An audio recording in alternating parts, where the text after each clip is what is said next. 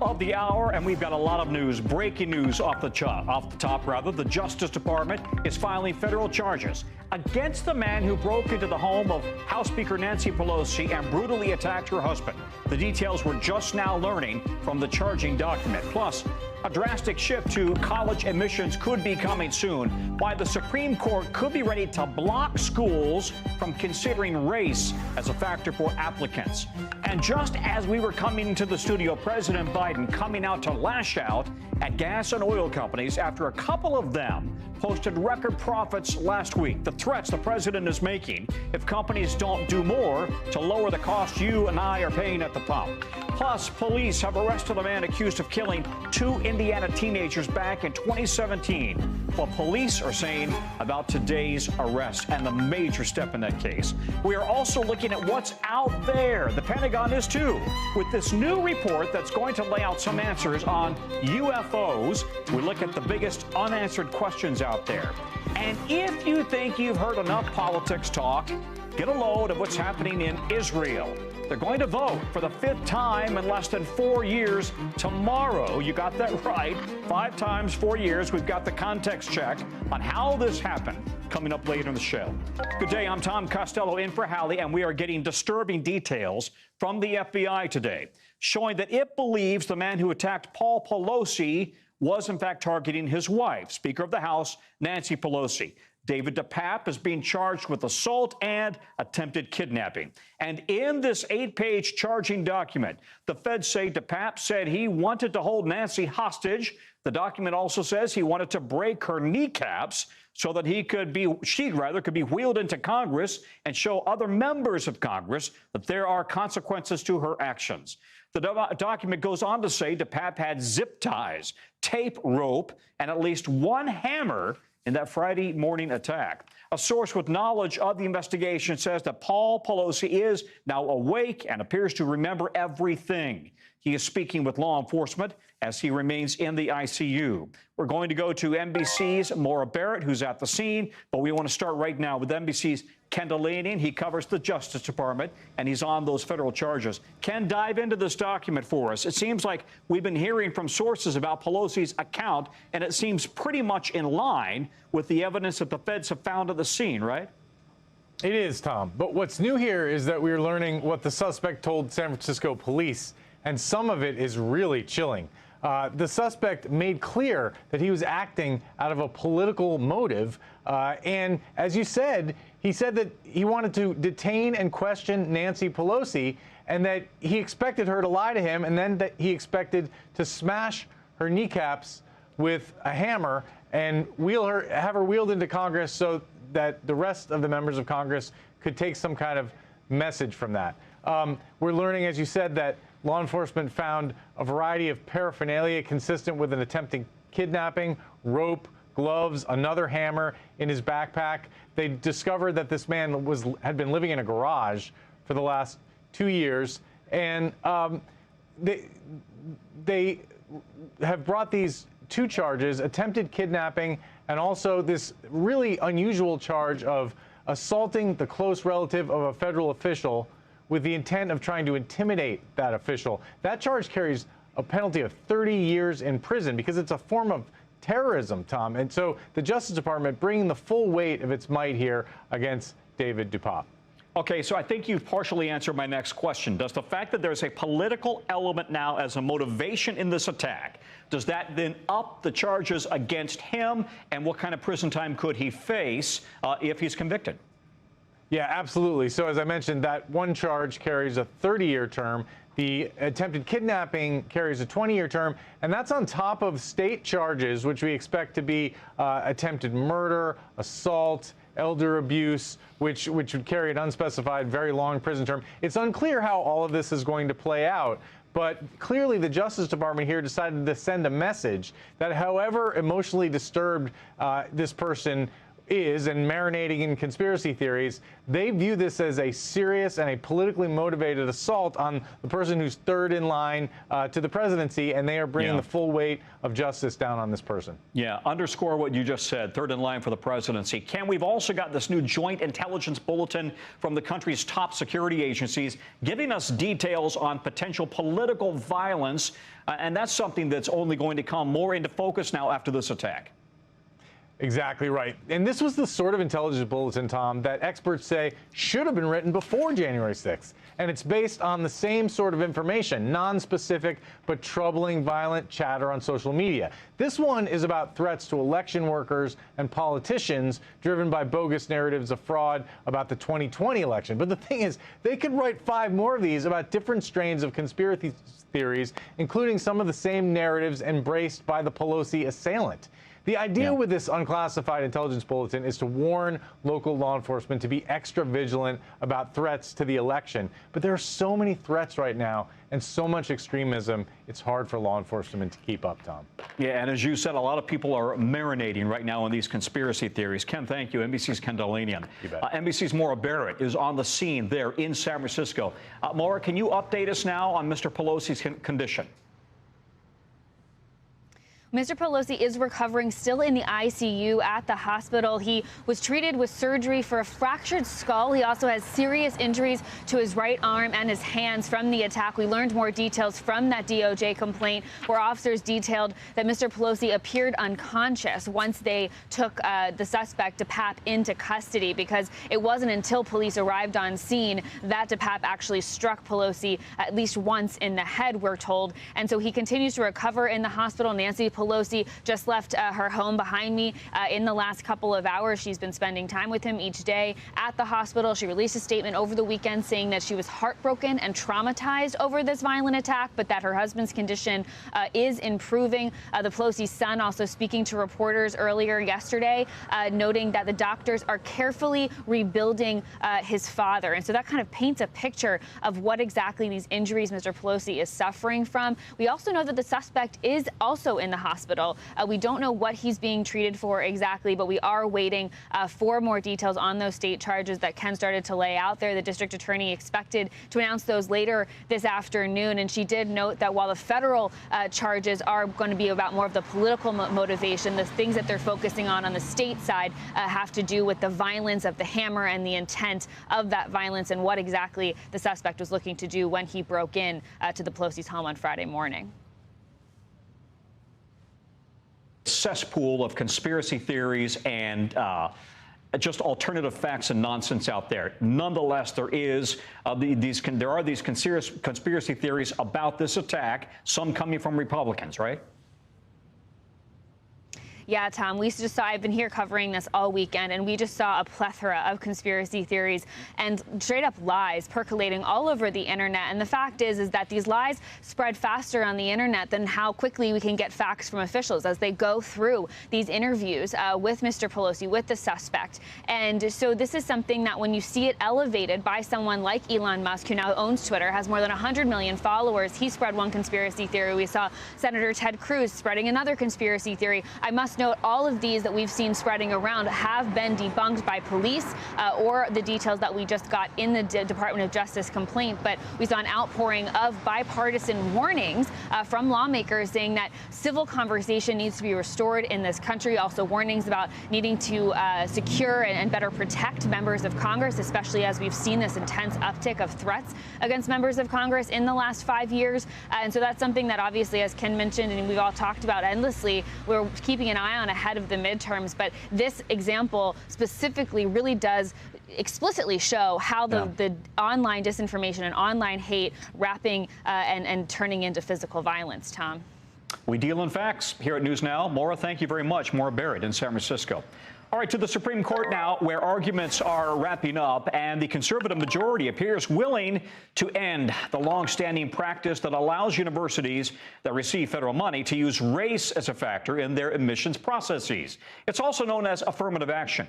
Now, the justices heard arguments in 2 cases, one involving Harvard, which is private, the other university, rather, is University of North Carolina, which is public. The conservative group suing the schools is calling for students for fair admissions. That's That's the name of the group. The group's lawyers say affirmative action violates the 14th Amendment and discriminates against white and Asian students. In response, the schools say that race is just one factor in their holistic analysis of an applicant. Defenders of affirmative action say ending the practice could hurt Black and Latino students. Protesters on both sides spoke to our team outside the Supreme Court today.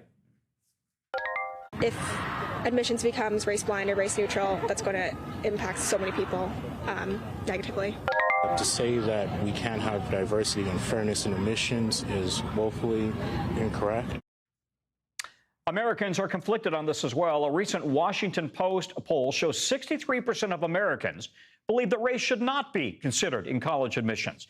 But that same poll found 64% of Americans think it's a good thing that schools have programs to increase racial diversity on campus. Yamis Alcindor is joining us right now with more on this. All right, Yamis, at one point, the justices, I guess specifically Elena Kagan, said the way the plaintiffs were making their case was slicing the bologna awfully thin when it comes to not letting students talk about race. Now, you spoke with one of the lawyers who argued before the Supreme Court, right? What did he tell you? That's right. And Justice Elena Kagan, she was really just one of a number of justices that had contentious back and forth with these lawyers as they were making their arguments. I spoke to David Hinojosa, who is a lawyer who was arguing in favor of keeping affirmative action. Take a listen to what he told me. Why is race something that should be considered in your mind? Because there's systemic inequalities still that exist in our society, and what ends up happening oftentimes when students of color apply to highly selective universities like a Harvard or like a UNC is that they're overlooked. So you have David Hinojosa really saying right after he had argued this in front of the Supreme Court that ending affirmative action would take this country backwards. So he and a number of other people who are pushing for affirmative action to stay say this is critical to having diversity on college campuses. Tom? Now, the schools have some powerful allies here, right? They got major businesses, they got the Biden administration, but there were clear moments in questioning where the conservative justices looked like they were not buying the arguments. So take us inside the courtroom. What did you see and hear? Well, there are a number of instances where this 6-3 majority Supreme Court that has already overturned precedent this year, that it showed that it was willing to possibly overturn precedent of affirmative action. We've seen now that the Supreme Court has seen cases related to affirmative action 3 times, and each time they've upheld using affirmative action while saying you can't use racial quotas. That being said, you saw a lot of contentious back and forth. Here's one from Chief Justice Roberts talking to a lawyer for Harvard University. Race for some highly qualified applicants can be the determinant factor, just as being an oboe player in a year in which the Harvard Radcliffe Orchestra needs an oboe player will be the tip. We did not fight a civil war about oboe players. We did fight a civil war to eliminate racial discrimination. So there you have it, the Chief Justice really honing in on there and asking tough questions of Harvard. Now, they've said, and the lawyers really maintain, that race needs to be something that's factored in along with a number of other things like where a student comes from, if they play a language, if they play a sport, because that's what you do to build a diverse campus. Tom? You know, I think we need to make the point that the context of this whole thing is really important, right? Because back in 2003, the Supreme Court outlawed using race in a so-called point system, but upheld affirmative action. But in her decision, Justice Sandra Day O'Connor, she wrote back then that the court expects that 25 years from now, colleges will not need to use racial preferences anymore. So tell us what the numbers show now, 19 years later, and what experts are worried about if affirmative action is in fact struck down. Well, right now, if we could put up for folks really quickly, you see, if you look at a breakdown of 2020, that the population of, say, black people is 2.6%. If you look at U.S. undergraduate enrollment, it's 12%. If you look at white people, their population is 59.6%. But then if you look at their enrollment in undergrad, it's about 48.9%. So there are people who are saying if affirmative action is taken away, you're going to see the numbers of black, Hispanic, and maybe even Latino children go down, students go down, and that's going to be very problematic. Boy, it's a tough one. All right, Yamiche, thank you very much. We appreciate your reporting. As always, stay on top of it. Today, a jury began hearing opening statements in that tax fraud case against the Trump administration, the Trump organization, rather. Prosecutors argue the Trump organization ran a 15-year scheme to pay top executives off the books to help them and the company avoid paying taxes.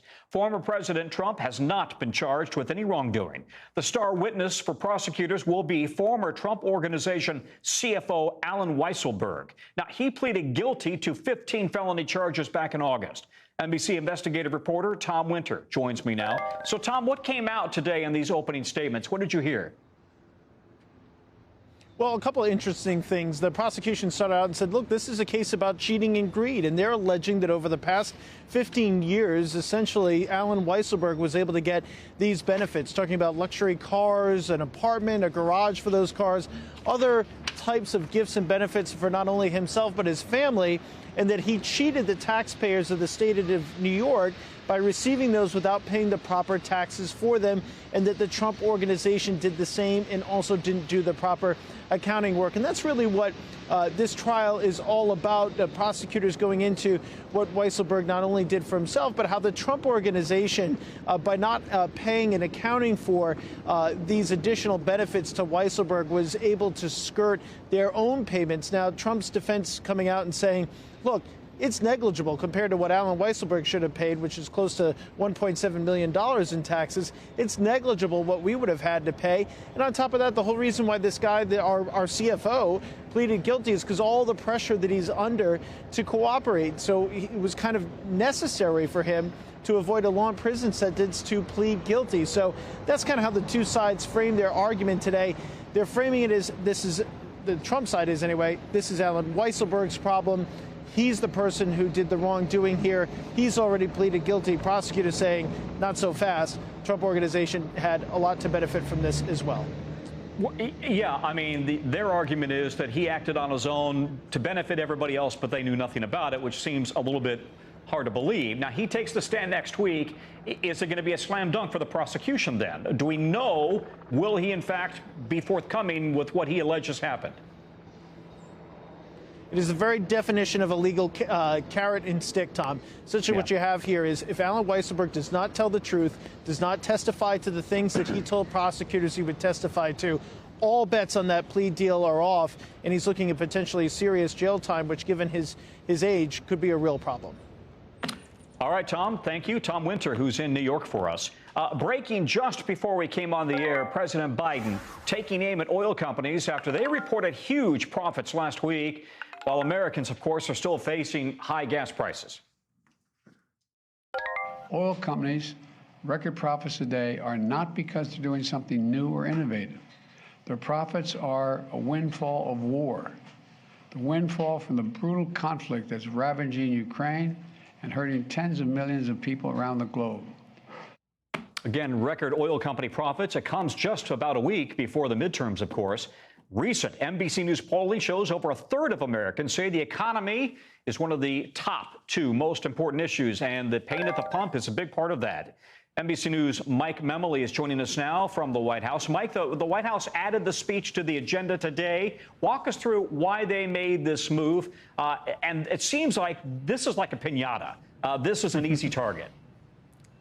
Yeah, absolutely. Well, Tom, you know how many different economic barometers there are especially in this political year that we can look at. A lot of metrics that are really tough for the White House and for Democrats. But one that this White House has been particularly watching very closely all year has been the price of gas. They've been trying to both shift the blame when prices go up, remember the Putin's price hike line, but also get credit when prices go down. And now what the White House is really trying to capitalize are these earnings reports from some of the biggest oil producers in the world showing record profits at a time when they say Americans are really just getting crushed by the high price at the pump. They think that prices have not gone down sufficiently as the price of the crude oil has gone down. So this was the president really, as you say, picking an easy target, a more convenient target for him with 8 days to go before the election, and to say, listen, if these oil companies are not either returning some of these profits in the form of lower prices or using it to expand production,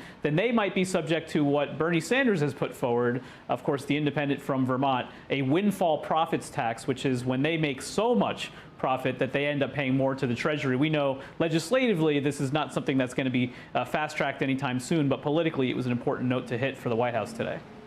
It may be a metaphor, but there's a dark cloud hanging over the White House behind you right now as we have a storm rolling across. So let's play out the metaphor then.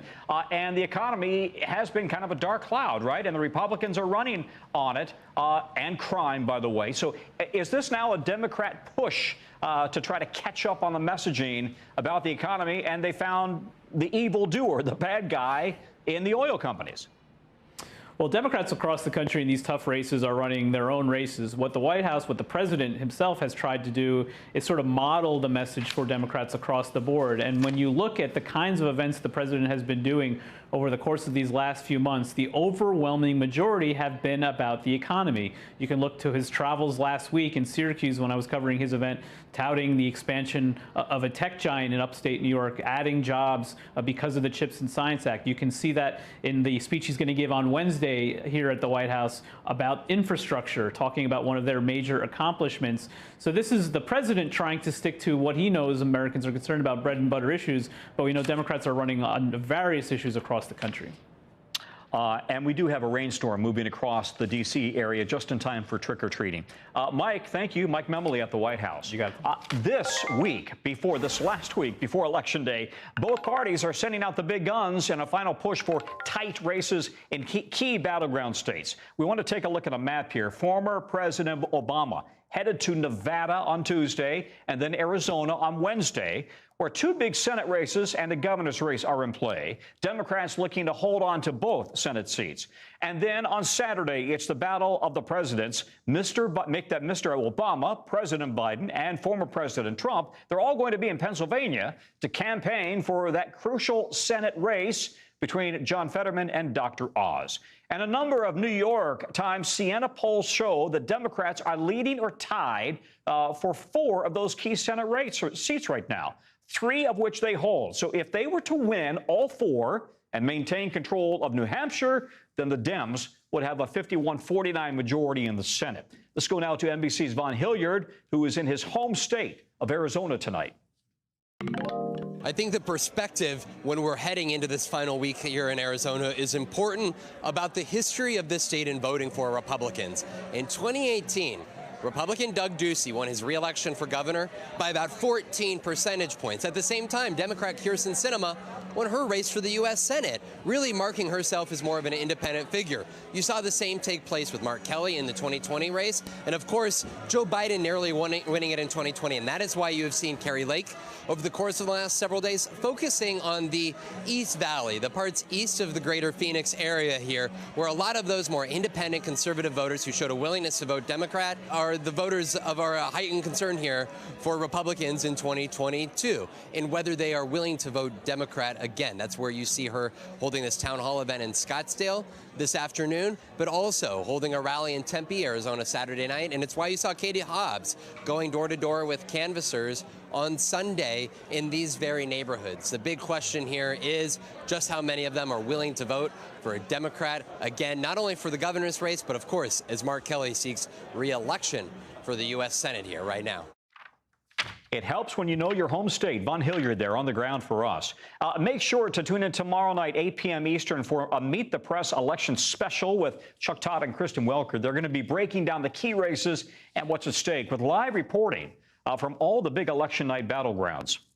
Okay, now to Kyiv, where today a new wave of Russian attacks left 80% of the city, almost the entire capital, without any running water. That led to scenes like this in the city, about 3 million people there, people standing in line with plastic jugs to carry water home from emergency distribution sites. The mayor of Kyiv says there's more, some 350,000 homes briefly lost power today. And it's not just Kyiv. The strikes hit in regions across Ukraine. It comes as today Ukraine is saying that 12 ships are moving back out to the Black Sea ports, even though Moscow seems to have left the grain deal this weekend, have left it completely. Why? Russia accused Ukraine of attacking Russian ships with a number of drones. Again, grain ships on the move. NBC's Matt Bradley joins me now. All right, Matt, Ukraine says that they were able to intercept 44 Russian missiles, I understand, today, but clearly some missiles got through. They did an awful lot of damage when it came to the water and electricity supply across the country, right?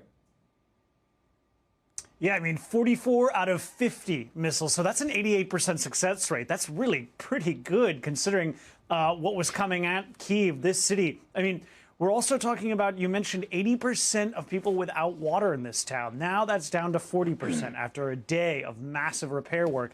And that 350,000 people without electricity, that's now down to about 275,000. So people here, engineers, they've scattered across the city. They're trying to do their best to try to limit the damage. But you mentioned 88% of those missiles shot out of the sky. Can you imagine the damage that would have been done if they hadn't had state-of-the-art air defense systems provided by the West? And we're seeing now new NASAM systems that have just arrived here in Kyiv and in Ukraine. They're about to be put into use. That's going to give the Ukrainians even more of a leg up when it comes to fighting against these Russian bombardments. Tom?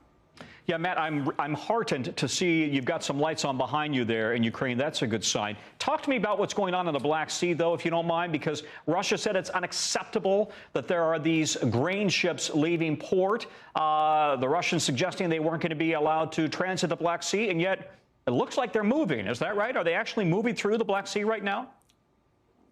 Yeah, hard to know because it looks like the Ukrainians, along with the United Nations and the Turks, are trying to call the Russians' bluff and sending these 12 ships, this not really a convoy, that's coming from several different ports, out into the Black Sea, trying to protect them, daring the Russians to sink them. And I mean, even for the Russians, sinking a ship full of grain, some of which is probably destined for impoverished African countries or Asian countries that have populations that are starving, that's pretty. That would be pretty bad a look even for them. But still, you know, the Russians did bomb a coastal city that wasn't part of the previous agreement and killed two mariners, two Ukrainian merchant seamen. In trying to sink a ship that was filled with grain at one of those ports. Now, again, this wasn't a ship that would have been covered under that previous agreement that Russia has since backed down from. But it really says that maybe that convoy of 12 ships that have just left, that have already made that journey, that maybe that was a one-off, that maybe this agreement isn't going to go back to normal. Tom? Okay, and listen, talk to me now about the Russian Foreign Minister Lavrov. He drew comparisons today between what's happening now and the Cuban Missile Crisis. How should we be reading his comments about how tense the situation is right now? Well, look, I got to tell you, Tom, this isn't something that Americans haven't said themselves. Joe Biden has made these noises before. Western leaders have made these noises before, that this is a critical moment. So when we hear this from someone like Lavrov, we can believe it. It's true. The West is saying the same thing, and he's not exaggerating. And it's something we all should be looking to, but we've got to remember, Vladimir Putin just 2 or 3 days ago said that he's not planning on using a nuclear weapon. So maybe they won't. We don't know. All right, Matt, thank you. NBC's Matt Bradley in Kyiv. Again, glad to see some lights on behind you. Thank you, Matt. Coming up, former President Donald Trump is out with a new request to the Supreme Court. He says he wants a congressional committee, he thinks rather, that congressional committee has no right to see his tax returns. Also coming up, a Disney resort in China suddenly closed its doors today, trapping all the visitors inside. But the people who are stuck inside must do before they can leave. That's coming up. We're back. Police in Delphi, Indiana have announced a major break in a 2017 murder case. They say they've arrested a man for the murders of 14-year-old Libby German and 13-year-old Abby Williams. Today is not a day to celebrate, but the arrest of Richard M. Allen of Delphi on 2 counts of murder is sure a major step in leading to the conclusion of this long-term and complex investigation. A 50-year-old suspect is in custody, now being held without bond. 5 years ago, Williams and German vanished while hiking in their hometown. Their bodies were found in a wooded area nearby the next day. Since then, police say they've received about 70,000 tips in connection to the case. NBC's Kathy Park is in Delphi this evening for us. Police say, Kathy, that they've made an arrest, but they're not saying a whole lot more. What else do we know about the suspect and how this all went down?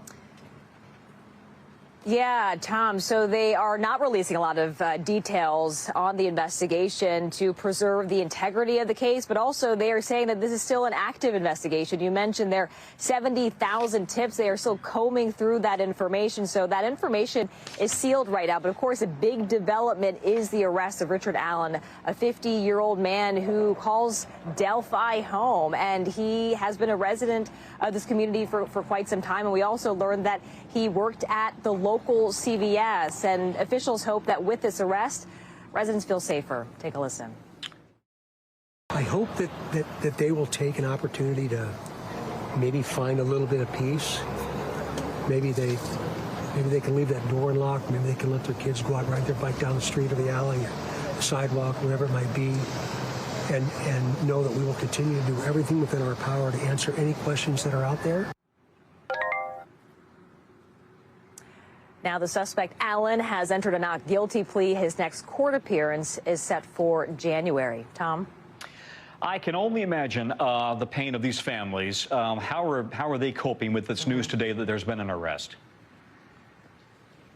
Yeah, well, Tom, as you can imagine, it's a bittersweet day for them because they're so gripped by tragedy after losing their loved ones. They say that they were in search mode for several years, but there is some sort of closure because there is an arrest, and they are grateful that this case was still alive in the media, also with law enforcement. But now they're mentally preparing for trial, and that will be in the next couple of months, and they'll be watching that closely. And of course, that will be pretty draining as well. Emotionally, we saw how taxing this day was for so many of the victims' families.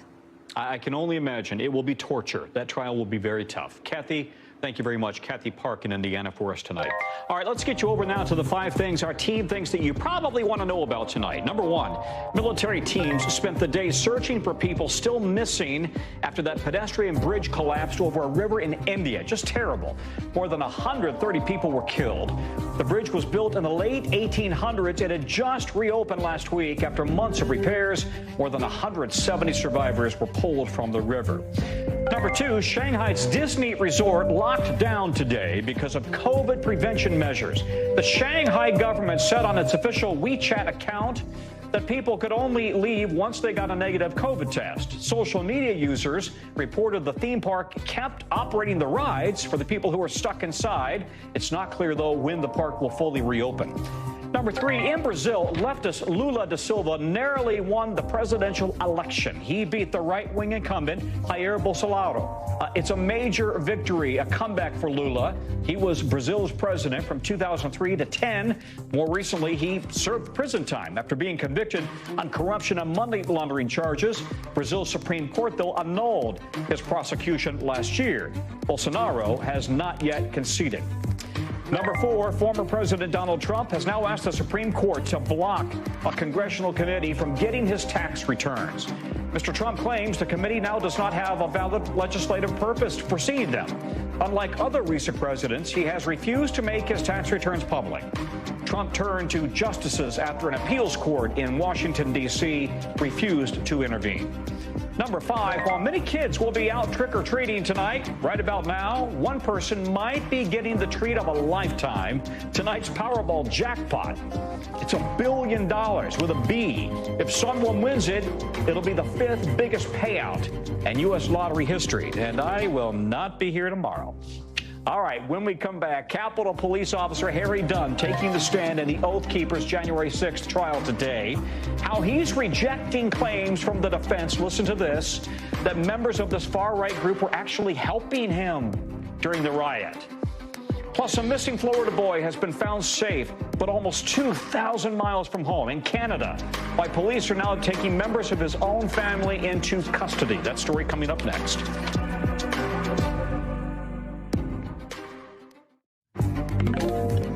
In a D.C. court this afternoon, a man who stormed the Capitol on January 6th as part of a far-right militia group testified against other members of the Oath Keepers in their seditious conspiracy trial.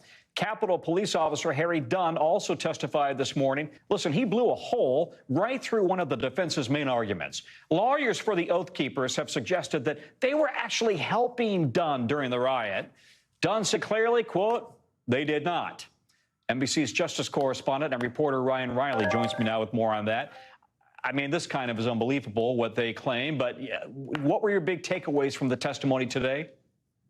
Yeah, essentially, I think that Harry Dunn basically shot down what they were trying to claim here, which is that there was this moment where individuals from the Oath Keepers were standing in front of Harry Dunn and, purportedly protecting him from the rest of the crowd. And Harry Dunn said the best thing that they could have done would have been to have left the building. He did engage with some of these members of the Oath Keepers, but we only picked up snippets of that conversation. It's sort of pieced together from different streamers who are live streaming or recording inside the Capitol as they walked by. So, you get one moment very quickly of the conversation. His testimony was also supported by the testimony of another Capitol Police special agent who said that he heard parts of that conversation and that it was antagonistic, as he described it, and talking about the vote in 2020, which these members of the Oath Keeper thought was stolen. So I think overall it wasn't the day that members of the Oath Keepers were kind of hoping for in court today. Well, Officer Dunn has established his bona fides in other appearances on Capitol Hill, right? What about now we have another individual to talk about, right? Graydon Young. That's right. So Graydon Young was one of the cooperators. He didn't plead guilty to seditious conspiracy, but he did plead guilty to two other charges in connection with the January 6th attack. He entered the U.S. Capitol on January 6th. Sort of explaining he got sucked into YouTube and Facebook right after the 2020 elections, believed a lot of the election lies that were being spread by Donald Trump's team, and thought that he thought he was going to what he compared to Bastille Day, essentially storming. He thought that compared to the French Revolution, where he thought this crowd was going to storm the Capitol and stop the certification of the Electoral College vote. Now, of course, he's very apologetic for what he did and feels ashamed for what the situation that he put officers through that day. But it was definitely testimony that was helpful to the prosecution in showing what members of the Oath Keepers were thinking when they stormed the U.S. Capitol on January 6th. Bastille Day was the French Revolution. That in itself was an insurrection, was an uprising, right? So it sounds like he at least conceded that he was part of that. Where does this trial go from here? So we've got a few more government witnesses next, and then the big thing on the agenda, I think, should be Elmer Stewart Rhodes' testimony. He's expected to testify in his own defense. He's probably going to be one of the first witnesses when it comes time for the defense to put on their case. Okay, how soon? I'm sorry. It could come. I think the rest of this week might be filled out by prosecution, but it could come as early as later this week or potentially next week, where we see that testimony from Rhodes. All right, Ryan, thank you. Ryan Riley, who's keeping an eye on all of it for us. NBC News, as you know, we cover hundreds of stories each day, and because you cannot possibly read, watch, or listen to all of them, our bureau teams have done it for all of us. So this is what they tell us is going down in their regions. It's a segment we like to call the local here. Out of our Midwest Bureau, a judge in Michigan ruled that the former Michigan police officer who shot and killed Patrick Leola during a traffic stop back in April, you may recall, he will have to stand trial. Christopher Schurr was charged with second-degree murder in Leola's death. He pleaded not guilty. Now a jury will decide whether he was justified in that shooting. Out of our East Coast Bureau, the Boston Division of the FBI has announced today that it's identified the oldest unidentified murder victim in that state. A special agent there says that Ruth Marie Terry is the so-called Lady of the Dunes. Her mutilated body was found on a beach in Cape Cod about 50 years ago. Now, the FBI says they figured out who she was with investigative genealogy, and they hope that this break will help them identify her killer eventually. From our Southeast Bureau, Miami-Dade police say a 6-year-old boy who's been missing since August has now been found safe in Canada. He was last seen getting picked up from his mother's home by his father and paternal grandmother, but he never returned home. The National Center for Missing and Exploited Children says a tipster reported seeing the boy and his father at a Walmart in New Brunswick, Canada. His father and grandmother have been taken into custody. NBC News reached out to police about whether they will be extradited and what charges they may face. We are still waiting for a reply on that. Coming up, Israelis are heading back to the polls for the 5th time in less than 4 years. The familiar face is trying to stage a comeback and why it's sparking new concerns for the fate of the country's justice system. Stay with us for that. Well, you probably know from all the TV ads, we are just over a week away from Election Day here in the U.S. But we're not the only country in election season. In Israel, the election is tomorrow. The country's fifth election in less than 4 years. And polls are showing that former Prime Minister Benjamin Netanyahu has a shot at returning to the office. He lost about a year ago, you may recall. How did it happen? Let's start with a little bit of context. Back in March of 2021, Israel held its 4th election in 2 years because those elections kept resulting in government stalemates. Israel's elections are not like U.S. elections. It's a parliamentary system. In order to form a government, parties must build coalitions to get 61 seats, the majority. Naftali Bennett, the leader of a right-wing party called Yamina, and Yair Lapid, the leader of a centrist party called Yesh Atid, announced they had formed a government on June 2nd, 2021. It was approved on June 13th. The coalition consisted of 8 parties from left and right and center. The plan was to have Bennett be prime minister for 2 years, half of the legislative term, and then Lapid would take over in August of 23. The main goal of the coalition was to unseat former Prime Minister Benjamin Netanyahu. They succeeded, but on June 30th of this year, Israeli lawmakers voted to dissolve parliament under the weight of their own internal politics yet again. Now, Israeli citizens are heading to the polls for a 5th election in less than 4 years, and Netanyahu has a chance to regain power. Netanyahu is a polarizing figure currently on trial for criminal corruption, charges that he denies. Netanyahu's path to becoming prime minister again is dependent on the right, this wing a far right-wing party with a name that translates into Jewish power. The margins for elections in Israel end up being very small. A couple of thousand votes can determine whether a party gets over the threshold or doesn't. And because of the political gridlock and the chance of another stalemate, it's entirely possible there's another election coming after this one. Another one after this one. Now that you know the background, NBC foreign correspondent Raf Sanchez joins us to unpack all of this. All right, Raf, can you break down Netanyahu's reliance on the far right? What's going on there and what are his chances?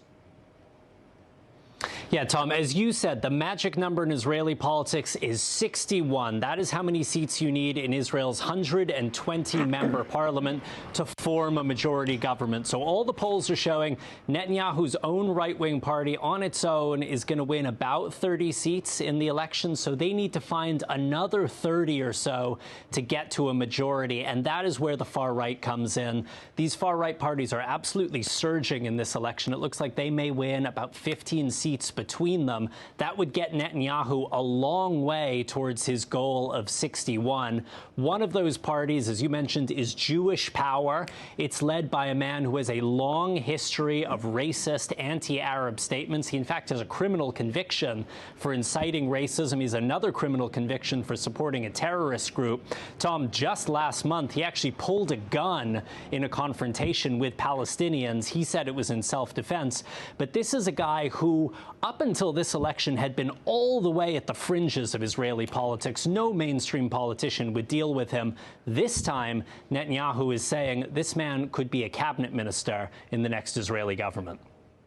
All right, so you've answered my question. Is the far right really surging that much? Can you talk to me a little bit about how the elections work there compared to the United States, right? The election is just the first half of the process, right? Just the first half. Some people here say the real politics starts after Election Day. That is when the politicians get together in smoke-filled rooms or not in smoke-filled rooms, and they basically haggle amongst themselves. I'll give you this cabinet post if you support us on that. And they try to see who can form that 61 majority government. Now, what looks most likely is that either Netanyahu or the current Prime Minister Yair Lapid is going to be given the task of forming a government. They'll get the first chance to do it. If they fail, the other one will get a go. They will try to make deals with all the different parties in the Israeli parliament. And Tom, the reality is, if nobody is able to form a 61-seat government, we could go to election number 6. Tom? Boy, if you think politics in America is evenly divided, more or less, it's right down to a hair in Israel, right? Ralph, thank you. Oh, boy. Ralph Sanchez, you'll be back for many more reports on the Israeli elections over the months ahead. Ralph, thank you. Now to South Korea, where police are looking for answers as to how Halloween celebrations quickly turned into a crowd surge. And as you know by now, 154 people died, including 2 Americans. The president there now vowing a thorough investigation. So officials are interviewing witnesses and survivors to get a clearer sense of what exactly happened. And as that investigation is running on, the country is also now in a week-long national state of mourning. We're seeing memorials set up across the country, people lining up to pay their respects. Tens of thousands of people, mostly in their teens and 20s, came together Saturday night for Halloween, but a crowd surge started in an alleyway. It sent people panicking. Here's what one doctor from Florida remembers after she was performing CPR on some of the victims. See about 20 to 30 bodies of people and debris everywhere. Local journalist Kahori Njoji has more. The nation is shocked, Tom, still trying to piece together how a Halloween night of fun could have turned so deadly. There are altars in Seoul around the city where the president and the public have gone to lay flowers and pay their respects. And the entire pavement in front of the station at Itaewon, which is the site of this tragedy on Saturday, has become a makeshift altar. South Korea will be in a period of national mourning throughout the week. Shops and restaurants and theme parks all took down Halloween decorations today and are canceling many of their plans in show of respect to the events that happened over the weekend. Until we have more detail on how this stampede happened, what kind of security lapses there may have been on Saturday night, especially since it's only been 2 days since this disaster, it's a very hard question to answer. But beyond that, though, I think this will be a defining moment for South Korean President Yoon, who has only been in office for 6 months. Tom? Kai and Joji in Seoul, thank you very much. Still to come, are there aliens among us? Congress is one step closer, maybe, to finding out what we're learning about the UFO report due out today. That's coming up next. We're back, and Congress is expecting a new report from the Pentagon that may give us some long-awaited answers on so-called UFOs. We're talking about unidentified aerial phenomenon. Now, we've seen videos like this before, UFO sightings in recent years. There have been hundreds of cases reported by the military.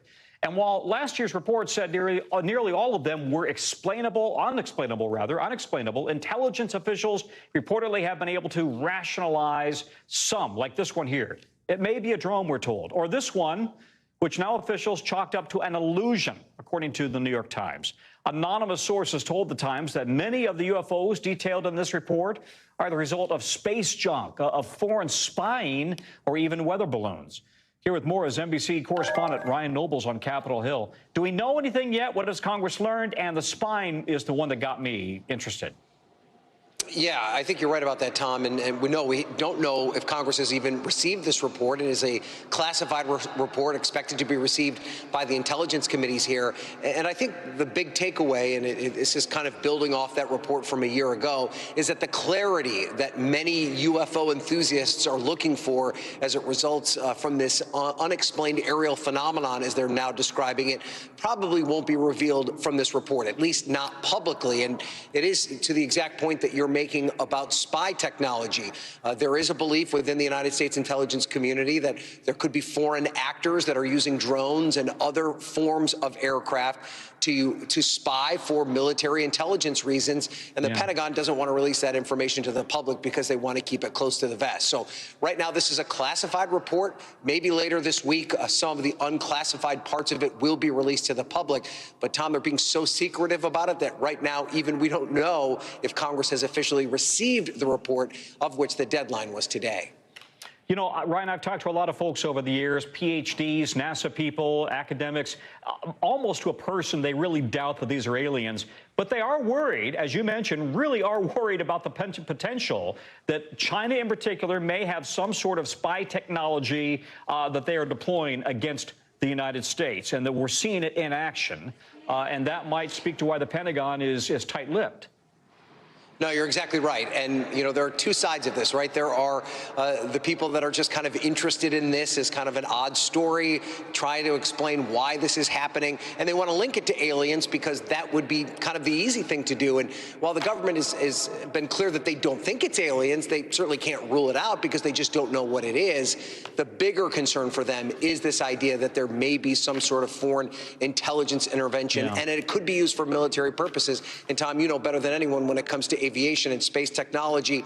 We don't know how far the Chinese are in that realm. They may have technology that the United States is not quite privy to yet, and that's part of what the government is trying to figure out when they do this investigation. Yeah, that hypersonic technology is what people are worried about. Ryan, thank you. NBC's Ryan Nobles on Capitol Hill. That is a wrap for us at this hour. We're going to have more for you here tomorrow, same time, same place. And as you know, the news continues.